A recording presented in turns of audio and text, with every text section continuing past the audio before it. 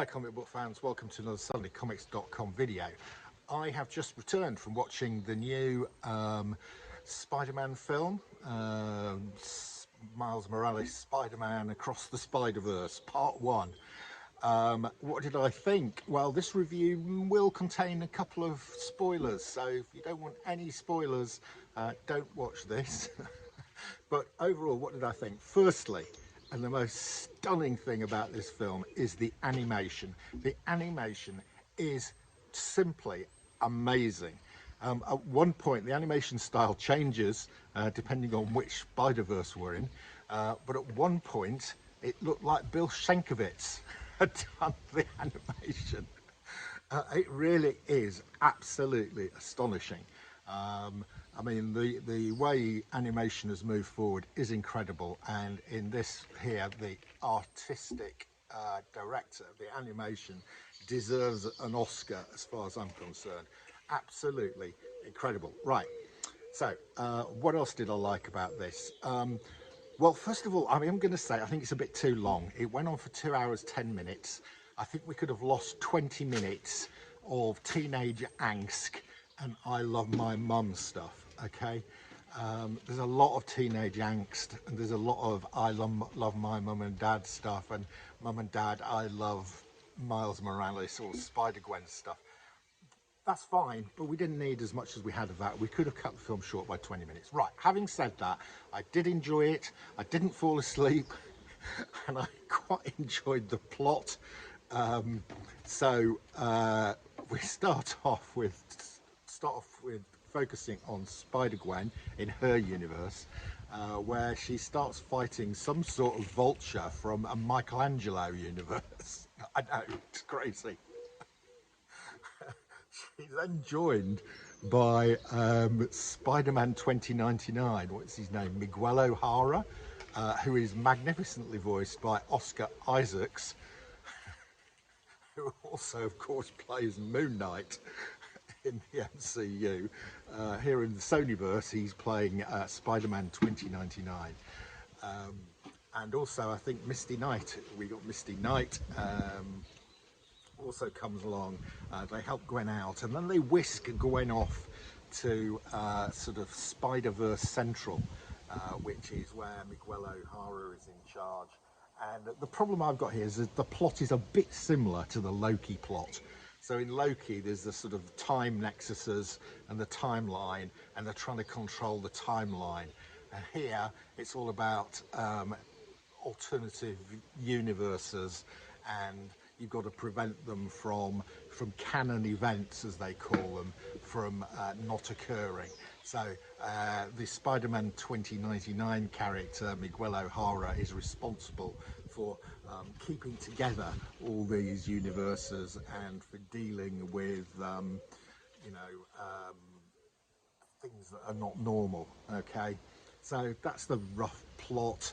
Of course, then we switch over to Miles Morales, and he's got his usual teenage angst problem stuff. But of course, eventually Gwen arrives to help him fight the villain, who is called Spot. Yeah, Spot. Now, Spot starts off in this as a bit of a villain of the week, as they describe him. He's a bit klutzy, he's a bit stupid. During the course of the film, however, he gains more and more power and becomes a bigger and bigger threat, which is not dealt with in this film. He's obviously going to be one of the big bads in the second film. So we had Spot, quite good. It does get quite strong in the end, so worth looking forward to. And if you've got those Spot issues from Spectacular Spider-Man, which I sold off in Whatnot about 3 months ago, you need to hang on to them, because I think Spot's time has come. Right, so Miles is then whisked off to this Spider-Verse Central, controlled by Miguel O'Hara, where we meet, and then there are millions. There are millions of alternative Spider-Men. Peter Parker's there. Peter Parker now has a baby. So Peter Parker's baby is in this. Who else is there? Plays a significant part. Oh, Spider-Punk. Spider-Punk, is he called Hob or something like that? Spider-Punk is there. He plays a significant role. He gets a talking part. We do see various other Spider-Men, but they don't get a talking part. We do see the one guy with a paper bag on his head. We also get a dinosaur Spider-Man at one point. So quite a lot of the, you see hundreds of different Spider-Men. The ending is pretty good. Miles then goes back to what he thinks is his own universe, but it isn't. He ends up going back to the universe where the spider that bit him came from. I'm not going to spoil the ending. But pretty good ending. I quite like the plotting at the end, and then how they were setting up the next film.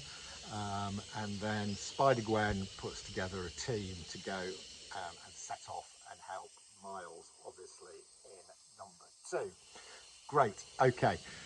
So overall, I'm giving it an 8 out of 10, which is what I gave the first one. For me, that's a pretty high score. That's scored higher than most of the MCU films over the past 3 years. So my recommendation is go and see it. The animation is just stunning. The colour use, the art styles that are used, and it's fun as well. I mean, you know, we do get the teenage angst stuff and the I love mum and dad stuff, but we also get quite a lot of jokes, quite a lot of visual comedy, yeah, visually it looks fantastic. So there you go, that's my review of Miles Morales Spider-Man Spider-Verse thing. Okay, that's your lot. See you again soon.